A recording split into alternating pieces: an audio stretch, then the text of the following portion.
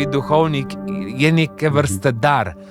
Tudi mož, ko dobi ženo, mu je žena na nek način dar. Ta iskrenost se mi zdi je pomemben vir navdiha, s katerim se približate ljudem. Tukaj moraš biti najprej iskren do sebe in tudi ljudje zelo hitro začutijo. Kaj mislite, da nam bo Božja milost namenila za prihodnost? Če bomo skrb držali, da bo vsak svoj kamenček prispeval tiste ljubezni v svetu in družbi, ni se zabiti. Bog nad človekom ni obupal.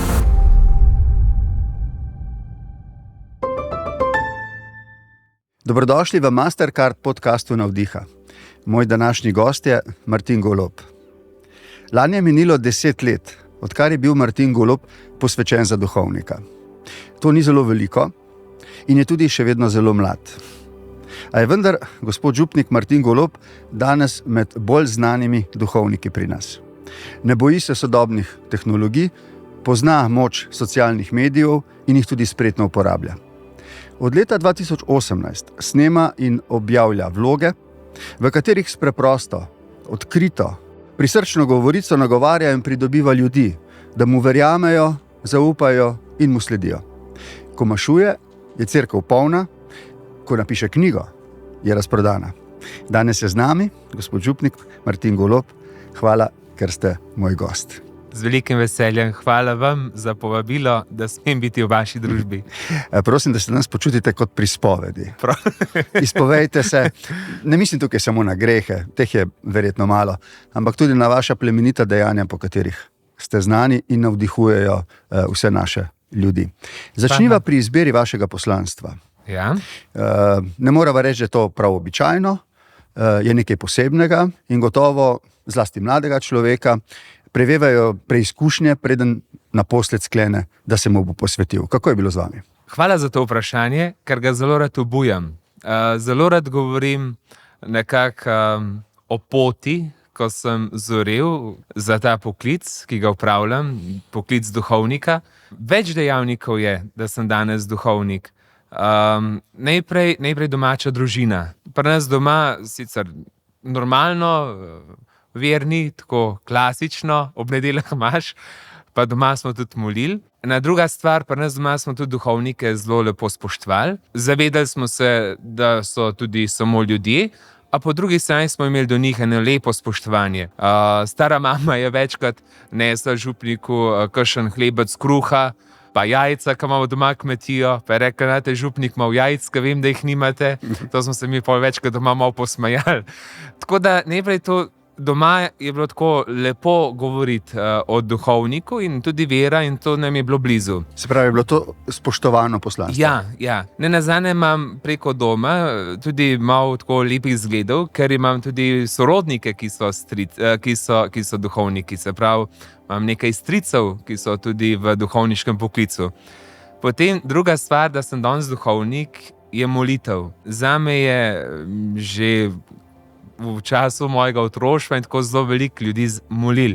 Najprej moji stari starši, že pokojna sestra, redovnica Vida Peterlin je zame zelo veliko molila. En pokojni duhovnik v Šmartnem je zame molil in on je marsikakšnega duhovnika izmolil. Spoznala so se pravzaprav tako, da sem hodil k njemu ministrirati zjutraj ob 6:30 in enkrat sem bil v šoli malo bolj navihan. Me je bilo malo strah, kako bi to doma odreagirali.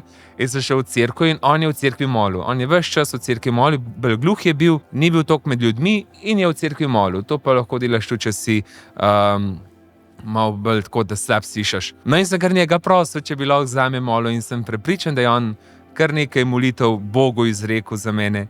Tretja taka stvar je bil pa zgled domačega župnika. Moj domač župnik je bil en tak normalen možakar, sproščen, rad smo ga imeli, znal je na glas pa zelo dobro govoriti, rad smo se ob njemu smejali, radi smo z njemu kam šli, radi smo bili v njegovi družbi in mi je bil en tak lep zgled. Ko sem njega opazoval, sem se mogoče tudi tako najdel, mogoče bil pa tudi jaz lahko duhovnik, če je lahko takšen.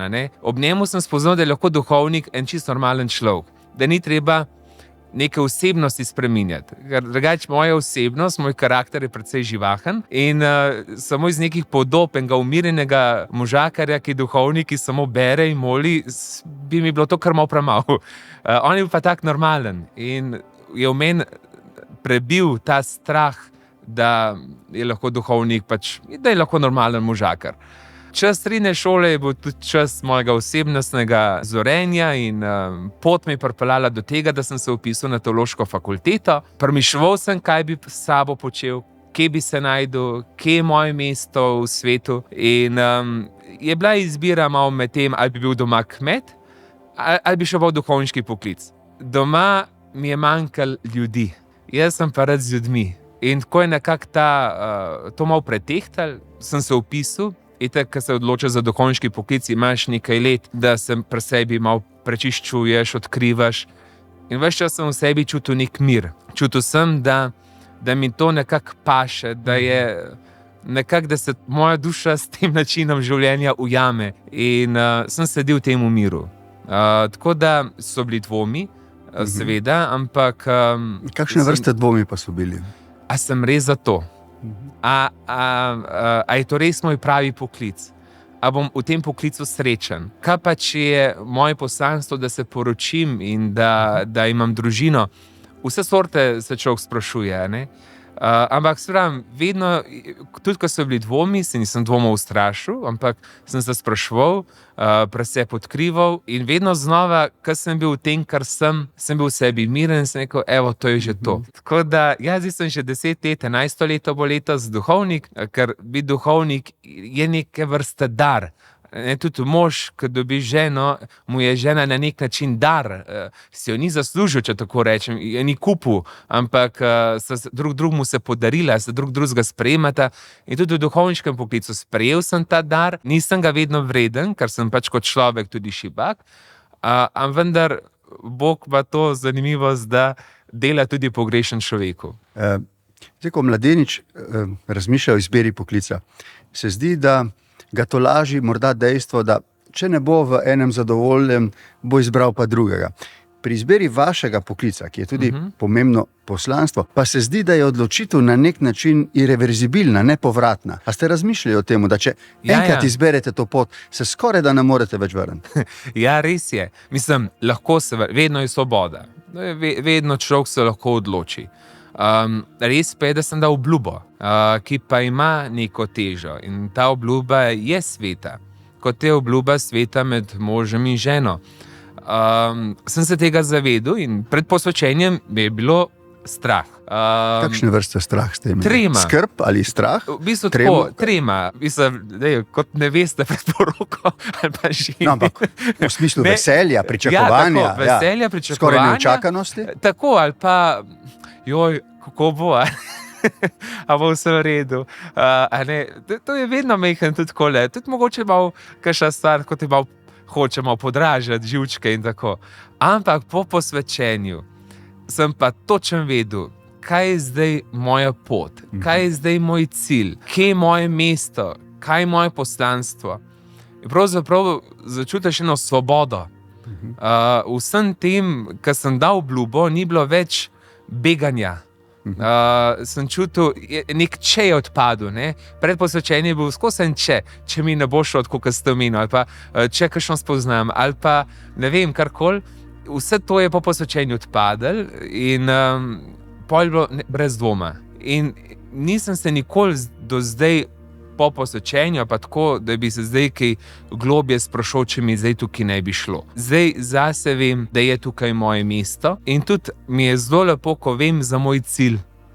Moj cilj je to, da sem med ljudmi, kar sem tudi najrajš, in da peljem tole duhovniško pot, ki mi je dana. Ko smo pri teh vprašanjih o skrbeh, o dvomih, svoboda je močna volja, ampak ljubezen pa še bolj ultimativna. Se niste mogoče vprašali, ali bo morda v prihodnje prišla na pot neka ljubezen, ki je bila bolj močna od vaše volje, da pripadate temu poslanstvu? Bog ne dej. Mislim, da vem, tako je človek, če pride, da sem recimo strašen za ljubo. Dopuščate to možnost? Seveda, to je čisto mogoče. Si celo tega želite? Ne bi iskal težav. Ampak to se seveda lahko zgodi. Najprej bom rekel, hvala Bogu, še sem normalen. Tako smo ustvarjeni. Temu človek pravzaprav, ne vem, niti ne more ubežati. To se ti lahko zgodi. Tudi vsakemu se to lahko zgodi. Tudi obdobje zaljubljenosti in je tudi obdobje izredne ustvarjalnosti. Če vas bom kaj vprašal, kar presega neko mojo radovednost glede vaših zasebnih stvari. Vi ste bili vendarle gimnazic, srednješolec. V tistem času se prebuja neka narava. A ste čutili kakšne dražljaje te narave? Ja, seveda so mi bile sošolke tudi všeč. In potem, ko ste se odločali, da greste na teološko fakulteto, se še niste odločili za poslanstvo. Vas so tudi mogoče ta izkušnje z dekleti do neke mere varovale pred dokončno odločitvijo, ali so bili drugi premisleki? Tako je, nikoli nisem imel prav globjega odnosa s kakšnim dekletom. Ne vem, takšen sem. Vedno sem imel en tak določen red v življenju, ki mi je marsičesa tudi uvaroval, pa prepričan sem, da me je tudi, ne vem, pot nekako tako pelala, da nimam danes kaj tako o tem obžalovati ali pa karkoli. Vse so bile prijateljstva, ko smo šli na kavico, ko smo se dobro razumeli, ampak kaj več kot to pa ne. Nikdar. In sem vesel, da je tako bilo, no. Tako da vem pa, kaj je zaljubljenost, vem, kakšno čustvo je to. Takrat je priložnost, da se človek vpraša, kako se boš odločil, ali boš poglabljal odnos, ali boš pa pelil naprej. Mogoče je tisto obdobje majčkeno težje, ampak greš naprej. Se pravi, vi dopuščate možnost, da bi prišle v življenju skušnjave in če bo mogoče, bi se jim postavil po robu, ker želite opravljati naprej to poslanstvo. Tako je v duhovnem boju. Skušnjave pridejo, ni treba jih čakati, pridejo same od sebe. Se skušnjave ogromno vrsta, niso samo na dveh nogah, so tudi še drugačne, ampak vedno je pa tukaj pol človek, ki stoji pred to skušnjavo in njegova odločitev. Nekateri vaši kolegi se potem tudi odločijo, če podležejo tej čudoviti stvari, kot je ljubezen, in se odločijo, da zapustijo poslanstvo. Vi jih ne obsojate, pač to je njihova svobodna volja. Mi ni čisto vseeno, ker zgubiš nekega sobrata v duhovništvu. Je pa izkušnja, jaz ne vem, ali je srečeno, to je pa tudi, ker jaz tudi živim ljubezen. Jaz živim ljubezen in moja ljubezen se izraža v odnosu do bližnjega, do mojih faranov, do mojih mladih, do starejših. Vse to, kar počnem, pravzaprav počnem iz ljubezni, ker drugega vzgiba pravzaprav ni kot ljubezen in vera in eno upanje, ki me gradi ta moj način življenja, ki ga ustvarjam, oziroma ki ga živim. A se vam zdi, gospod župnik, da bi bila ta ljubezen do faranov, do vsega, kar počnete, manjša, če bi recimo cerkev dopuščala, da greste tudi v zakon? Drugač bi bila. Mislim, verjetno bi bila ista, sem takrat bi bila moja dolžnost tudi poskrbeti za družino. Se pravi, enih 8-9 ur bi se lahko posvečal faranom, ostalo bi pa bilo fair do družine, da sem z njo. Ampak neke cerkve dopuščajo to. Ja, pri pravoslavnih imajo. Se vam zdi, da so manj potem posvečeni svojemu? Ampak pa spet sistem bi mogel biti drugačen. Pri pravoslavnih je pop, ki je poročen in on je kot neka vrste med ljudmi, da je ureja. Ampak ljudje pa za duhovne pogovore, hodijo pa v samostane in menihi pa niso poročeni. Menihi pa živijo čisto, celibat, popolna svoboda v Bogu. Se vam zdi, da to odrekanje, da potem daje nekomu kako bi rekel, višji status v smislu neke kontemplacije problemov, s katerimi prihajajo ljudje do vas? Odrekanje ali pa je na nek način popolna privrženost. Ja, v bistvu je izročiš se temu celemu. Cel se izročiš temu Bogu in ljudem in si jim 100% na voljo. Da naletite v pogovorih z ljudmi, slišim, da zelo radi prihajajo vam, tudi mi dva se dovolj poznava, da vem, da ste sijajen sogovornik, odkrit.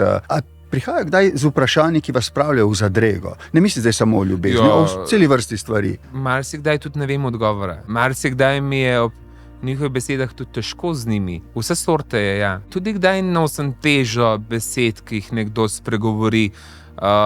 ko vidim, da je v stiski, kot človek, vse to doživljam. Da bi pa prav kakšno tako zadrego, da bi me kdo z nečim, pa nimam neke take izkušnje. Da bi pravzaprav od vas nekako pričakoval odpuščanja za neke stvari, za katere tudi vi menite, da niso prav, da niso moralne, da niso, da ni storil prav, pa vendarle nekako pričakuje od vas, da ga boste odrešili tega greha. Ali kako naj to rečem? Se vam zdi, a sem prav postavil vprašanje? Če nekdo pride s kakšno težko stvarjo, ki je on sam zagrešil, se pogovorijo o spovednici. In če ima možnost, da mu dam odvezo, dam odvezo. Ni pa to, da če greš spovedi, pa če si naredil eno hudo stvar, da je kar vse rešen. Je prav, da človek tudi zakazen, če si nekoga prizadel, pojdi se mu pravičiti. Je vseeno en postopek, tako da ni zdaj, da bi bila spoved kar tako, da je pa pol vse narejen. Če jaz nekoga mahnem, pa tudi če grem spoved, on še vedno modrico, on mi bo še zmer žalosten, je treba se pomeniti. Od vsega vašega dela, kaj vam je najbližje, kaj najraje delate? Blagoslavljam. Ja, jaz zelo rad to blagoslavljam, pa tako, avtomobile, ljudi, to imam zelo rad. Zelo rad delam s starejšimi in z otroki. Starejšimi zato, ker so polni modrosti, pa pred njimi sem lahko, nič se mi ni treba pred njimi nekaj umetno delati. Sem lahko res 100% iskren. Oni so tako veseli, ker prideš do njih in so zelo hvaležni. In ta njihova hvaležnost me zelo gane. Po drugi strani zelo rad delam z otroki, zato ker otroci te pa postavijo ogledalo. Ker otrok je neposreden. Otrok ti bo pač povedal, da si dolgočasen, če si dolgočasen. In to mi je všeč, ker me postavi na realna tla. Otrok te nekako nauči tudi malo ponižnosti. Pred njimi nič ne velja. Odrasel svet ima druga merila, otroški svet je pa čist svoj. In zelo rad v roku učim glih zaradi tega, ker me učijo realnosti življenja. Da ne bom preveč napuhnjen, pa visoko leteč, čeprav sem golob. Pa preko otrok pa spoznaš družine, preko družin spoznaš, kako župnija deluje, kako se giba. Tako da to. Seveda pa potem zelo veliko časa posvečam tudi zakoncem, staršem. Pravzaprav delo z ljudmi na splošno. Kaj pa je mogoče tisto, kar sicer morate storiti? Pisarniško delo. A tega je veliko? Kar nekaj. Hočete reči, da imate tudi v cerkvi administrativno oviro ali kaj takega? Tudi so, sedenje v pisarni, izpolnjevanje kakšnih vlog in obrazcev, prijave na razpise, to bi jaz vse ukinil. To mi je tako, pač nujno zlo.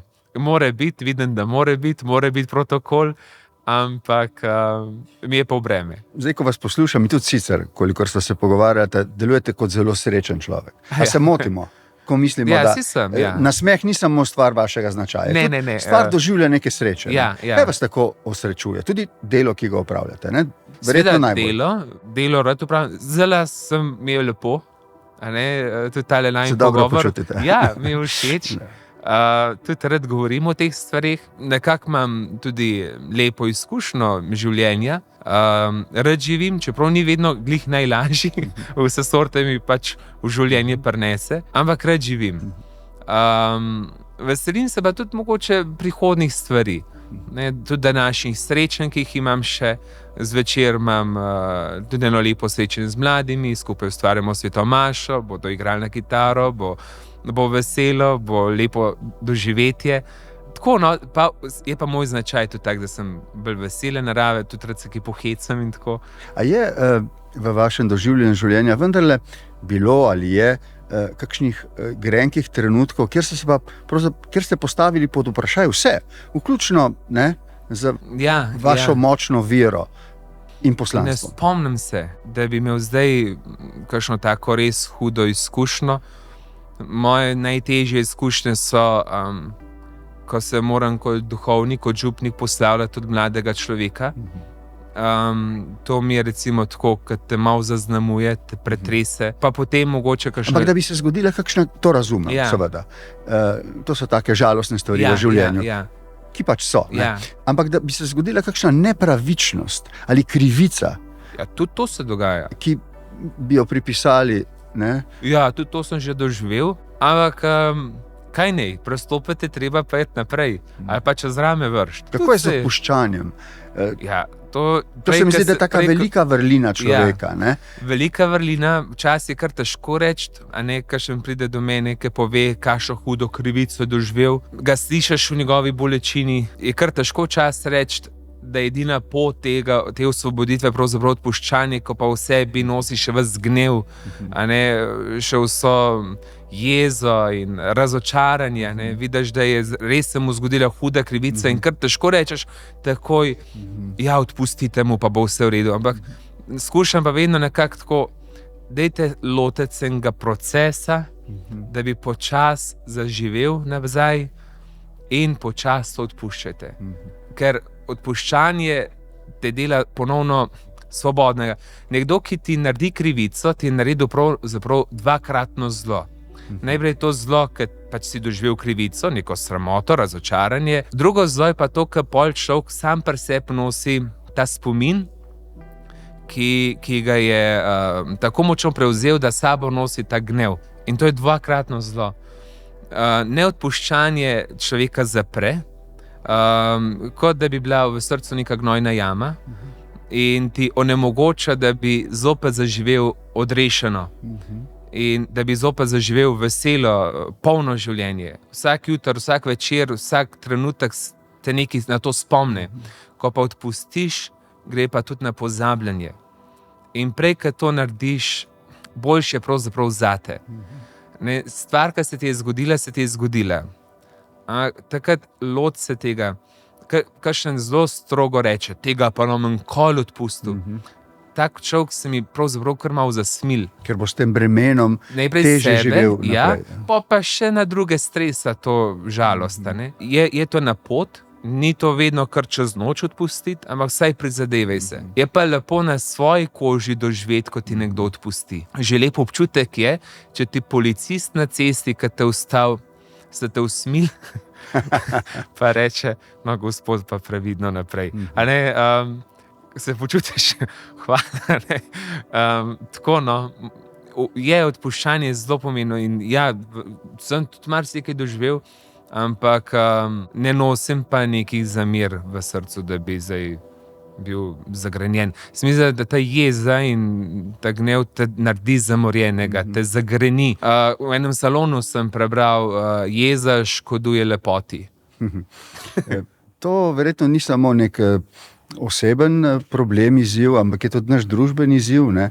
Jaz nisem nekdo, ki bi hodil okrog in rekel, da moramo vse odpustiti, če se zgodijo krivice, jih je treba popraviti. Tudi ne pravim, da ko skušamo odpustiti, želimo pozabiti krivico. Krivico je treba imeti v spominu, vendar živeti z njo tako, da se ne bodo dogajale nove. Ne?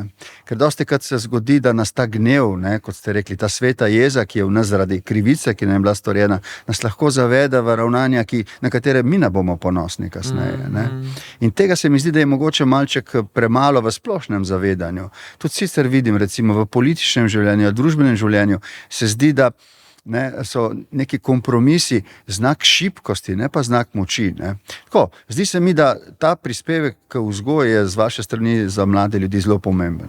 Ja, in to mladi sprejmejo? Ja, sprejmejo in velikokrat se tudi o tem pogovarjamo, vsakič, ko imamo tudi nazadnje svetospoved in se o tem pogovarjamo. Je pa lepo, ne, da je stvar tudi slišana. Lepo je, da človek izgovori. Čisto drugače je odpuščati, če ti nekdo reče oprosti, ali pa poglej, tole pa ni bilo prav z naše strani, ali pa z moje strani. Tukaj pa smo bili nespametni. Ne? Tako da vse te pomagati, odpuščati, pa tudi pomagati, da nekdo spregovori tudi o tem, da reče, včasih imaš otroke. In se stepata, ne? In pa rečeš, dajta se ne bom. In ter Marta, vidiš, da neče narediš, ne?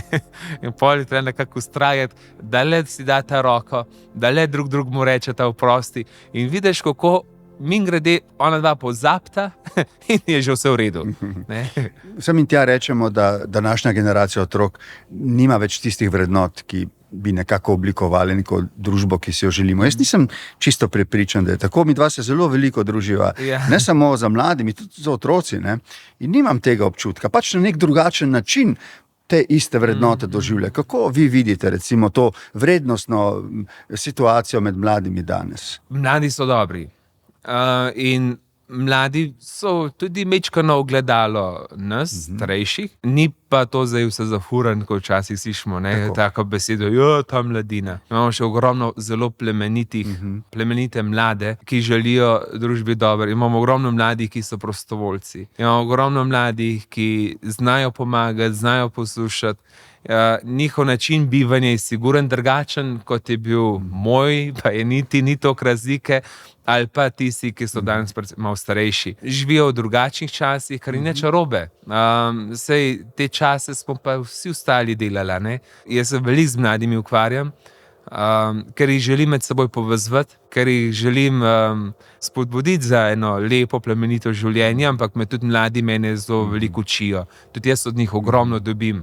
In me presenečajo, sploh tukaj v Grosupljem, imam res veliko mladih, ki so neverjetni. No? A je bila ta privrženost mladim, želja po druženju z njimi, želja po vzgajanju, tudi eden od razlogov, da ste kot eden redkih, pravzaprav pionirsko pred mnogimi leti, posegli po socialnih omrežjih, kar je bilo na nek način sprejeto z odobravanjem, tudi za čudenjem, z moje strani prav gotovo za veliko podporo. A je bil to eden od razlogov, da ste šli na vlog, da ste šli potem na socialna omrežja, da danes digitalno prenašate vaše maše? Povejte nam malo več o tem. To niso bile verjetno lahke in samoumevne odločitve, ne? Drugače, vse skupaj šlo zelo spontano. Nič nikoli nisem mislil, da bo danes tako, kot je.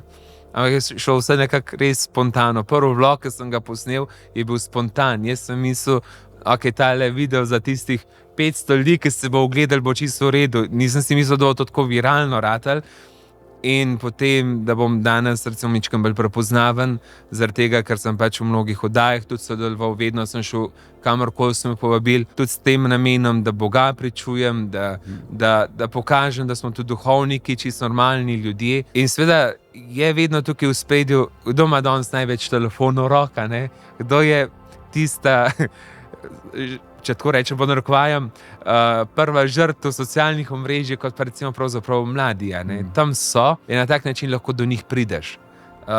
Na drugi strani socialnih omrežij so ljudje, večinoma mlajši, čeprav vidim pa tudi zelo veliko mam pa očetov, ki so pa tudi znajo biti zelo veliko na socialnih omrežjih. To vam je pomagalo v času covida, ne? Ja, to je zelo pomagalo. Preko teh orodij ste prišli do ljudi, ko so vas pravzaprav potrebovali in so bili v izolaciji, ne? To je bilo krasno orodje za prenašanje Božje besede, za svete maše in tako.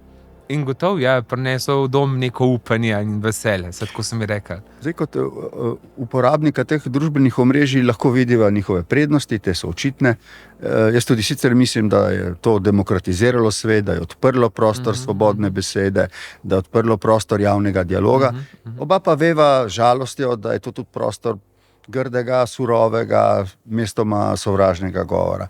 Kako na to gledate? Kako vzgajate mlade ljudi, da bi se poskušali odvrniti od tega, da bi zaprisali prav vse, kar lahko prizadene dostojanstvo drugega?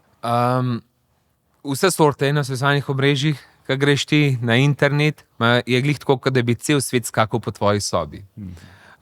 Zato je pametno izbira, kaj gledam, kako gledam, kaj me zanima, oziroma tako, da me človek mečka nadzor. Kar tako se prepustiti, ni nikoli dober. Kot je tudi fajn imeti nadzor pri sebi, kaj bom napisal, kaj bom delil.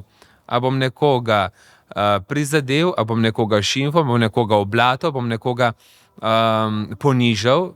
A je to moj namen? A je moj namen konstruktivno povedati nestrinjanje in biti še vedno do nasprotnika spoštljiv, kaj želim sporočati. In to je, se mi zdi, bistvena stvar, ki se mora vsak uporabnik socialnih omrežij spraševati. Kaj želi, kaj išče in kaj želi sporočiti. Sam pri sebi sem hvaležen tudi kakšnim kritikom in ljudem, ki so me opozorili in župnik, kaj pa hočete vi zdaj s tem povedati, a ne? In se vedel, da pač ni neke vsebine. Aha, ok, hvala vam za tole opazko, a ne? Vidim, da moram bolj gledati na vsebino. Kot tudi, a ne, da nekomu, mi je nedolgo nazaj kolega rekel, da bo kar brisal Twitter, ker je toliko enega negativizma, toliko je udarcev drug čez drugega, da je prav boleče brati, a ne. Tukaj bi mogli pa tudi malo, a ne, paziti na komentarje. Vedno je treba tudi malo imeti občutka, ne, kaj če te komentarje bere oče ali mati te osebe, kateremu so to pisal.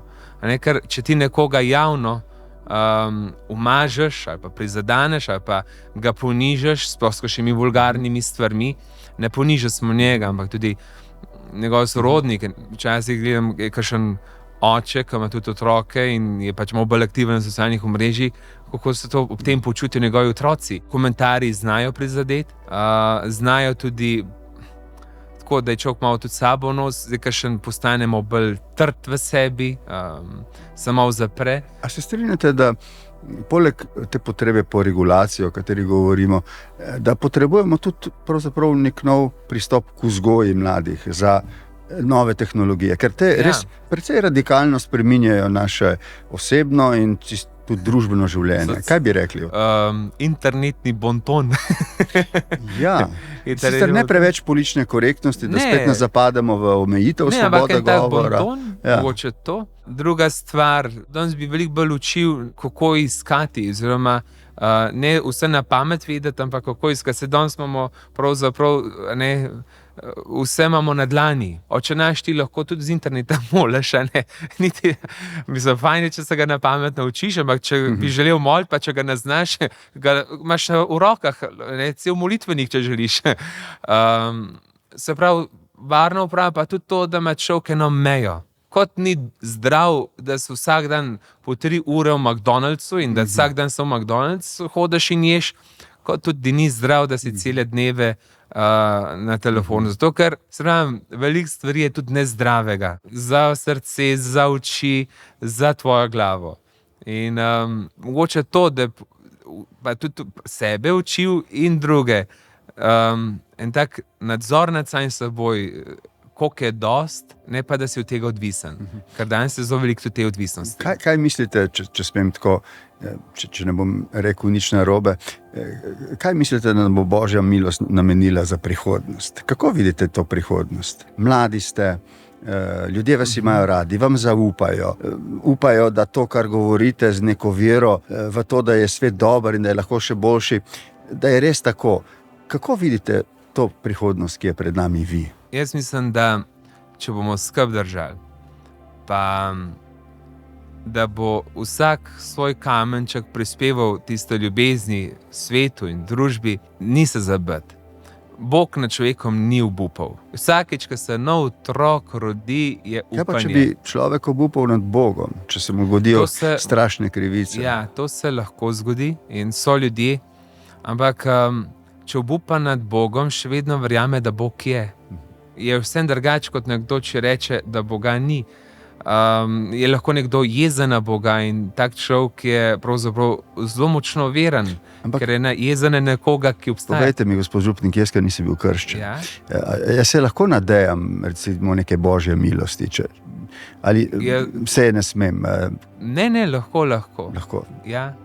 Lejte, res, da niste krščen, ampak še zmeraj ste ustvarjen po Božji podobi. In Bog tudi za vas ve. Se molimo tudi za, dobro, zdaj niste več politik, ampak vedno molimo tudi za politične voditelje. Jaz sem prepričan, marsikdo tudi za vas mol. Jaz se na vas veliko spomnim. Veste, v knjigi pišem o tem, da sem se na nek način s tem, ko sem takoj po izvolitvi, leta 2012 in prihodu v predsedniško palačo povabil enega cerkvenega dostojanstvenika, da je blagoslovil prostore predsednika republike, da sem se na nek način oddolžil tistim, ki so zares, to vem, molili zame. Ampak to je bilo tudi neka gesta do tistih ljudi, ki so se mi zdeli dolga desetletja nekako zapostavljeni v javnem prostoru. In želel sem biti predsednik vseh in zdelo se mi, da je to taka moja osebna gesta, to ni bilo javno storjeno, to je bilo neko soboto da je to neka moja osebna gesta, neke zvestobe temu načelu, da bom predsednik vseh. To sem to rekel. Pa je vredno. No, dajte nas še malo potolažiti glede prihodnosti. Pravite, da bo poskrbljeno. Jaz do sedanjost živim. Tako da prav daleč naprej ne razmišljam. Ampak ljudje prihajajo k vam po upanje, ne? Po tolažbo, po upanje. Da, ampak v konkretnih zadevah. Tudi upanje, ne vem, a bo vse v redu. Zdaj, imam prav, da prihajajo zlasti takrat, ko jim je težko? Ja, hvala Bogu vsaj takrat. Hvala Bogu vsaj takrat. Nič ni narobe. A lahko pridejo tudi tisti, ki niso krščeni? Lahko. In tudi njim se posvetite? Vedno, ja. Pa ni malo takih. Pa se jih zgodi, ja? Ja, vse in velike odrasli tudi tako pridejo. In moje upanje je to, da jih poslušam, pa da za njih molim. Da bi pa zdaj prav govoril neke stvari, o katere nisem prepričan, se bo v redu. Včasih težko reči, da se bo v redu, ker niti sam ne veš, če bo v redu. Ampak da si ob njemu, da ga slišiš, že s tem mu daš nek občutek upanja, da v tem ni sam. Kar tako reči, ja, se bo čez 3 leta, bomo pa vsi samo za roke se držali. Ne morem tega reči. Lahko te pa slišim, pa skušal bom, da bom nekako blizu, bomo že nekako. Bog svojega ljudstva ne zapušča. Tako da v tem smislu me ni strah. Tudi mladim slušam reči, ne bo strah, bo kar bo. Ker je dovolj dnevu lastna teža. Ne moreš nositi še težo za čez 14 dni, kaj bo. Čeprav seveda so projekti, ki ne veš, bo vreme ali ne bo. Ampak tako, ko pa pride kmen s kakšno zgodbo, ki ne vedo, kako bodo rešili, ali pa ki ne vedo, kako bo iz tega ven prišli, jih pa skušam dati upanje s tem, da jih slišam in lahko za njih molim. In jim tudi rečem, da Bog sliši njegovo stisko in da v tej stiski ni sam. In že s tem dosti bolj korajžen pol naprej gre. Ko je nekdo v Čenakolo, v komuno, da mu dam vedeti, jaz verjamem v tebe. Jaz verjamem, da si ti sposoben iz tega pekla, ki ga doživljaš, ven prideti. Ampak moraš pa sodelovati. Tako, to upanje lahko. In vedno veliko mi reče ljudi, če jih molim za njih, kot tudi jaz vedno prosim ljudi, da molijo zame. Ker molitev, zdaj sem bral, ne samo, da tudi znanstveno pozitivno deluje na človeka, ampak dejansko molitev bliža človeka k Bogu in je obvarovan vsega hudega. Jaz sem prebral vse, kar je skoraj da možno, vas poslušal, vse podcaste, v katerih ste bil, oddaje, poznam vas tudi osebno. Vi žarite neko dobroto, veselje, radost do življenja. In to ni narejeno. To je moj vtis. Ta iskrenost se mi zdi je pomemben vir navdiha, s katerim se približate ljudem. Je točno? Ja, to pa. Ja, tukaj moraš biti najprej iskren do sebe. In tudi ljudje zelo hitro začutijo. Začutijo, ali si iskren do njih, ali nisi. Ali to stvar narediš rad ali ne. Zopet otroci so najboljši psihologi. Oni zelo hitro preberejo, ali si tam zmatran, ali se ti ne da, ali si iskren do njih, ali se hecaš. To bojo oni zelo hitro pogruntali. Ja, glede mojega poslanstva, kar počnem, se pa res trudim biti iskren, ker ne vem, kako ne rečem, ampak se mi zdi, da drugače ne gre. Za konec ne morete povedati kakšno zgodbico, kakšno anekdoto iz vašega življenja, verjetno jih je polno. Česa se radi spomnite, poveste kot nekaj lepega ali navdihujočega celo, kakšen pripetljaj? Ena taka basen, ki jo velikokrat ponovim, ki je pa taka zelo poučna, otroci me pa zelo rad. Sredi zime je bilo, sredi zime, sneg in Siničko je strašen zebelj. To se si izmislili, kaj? Ne, nekaj sem jo prebral, ampak že ko sem bil dijak, sem jo prebral. In Siničko je strašen zebelj in se je razburala in pritoževala čez zimo. Pride mim krava in se pokaka na to Siničko. Sinička je najprej bila jezana krava, presneta krava. Poznate, ali? Ja, prosim, kar nadaljujte, sjajno. Ampak Sinička je malo ugotovila, da je pa toplo ratel, logično. In začela je čukati, pela je od veselja, ker ne bo zmrzlna. In to veselje sliši lisica. Pride mimo, zagrabi siničko, jo potegne iz dreka in jo poje. In otroci si gledajo nov zgodbe, a ne? Ni vsak sovražnik, ki te v drek porine. Tudi ni vsak prijatelj, ki te iz dreka potegne, kar je pa najpomembnejše. Ko si v dreku, ne čivkaj. Gospod župnik, meni je bilo veliko veselje, da ste bili moj gost v tej novi sezoni, v teh novih prostorih. Upam, da ste se imeli prijetno. Ja, zelo lepo, hitro je minil. In prijazni ste tako, kot ste vedno. Vam želim, da bi uživali v vašem poslu, poslanstvu, da bi imeli neko zadoščenje, ker si ga zaslužite. Hvala. Sem počaščen, da in ste hvala skupaj. tudi vam za vse. Ja, hvala. Tudi vam za vašo prijaznost. Se pravi, mene ste zelo ganili, ko smo bili v Bohinju, se smo srečali. Vseh 150 otrok ste sprejeli v predsedniško palačo. Tudi ko smo se spet v Bohinju srečali, zmer ste do mene pristopili, ker meni je bilo malo naroden. Tako, no, res, hvala vam za vse. Hvala. Spoštovane gledalke in gledalci, poslušalke in poslušalci, upam, da ste tudi vi uživali v najinem pogovoru. Zelo se veselim snidenja v našem naslednjem podcastu. Srečno!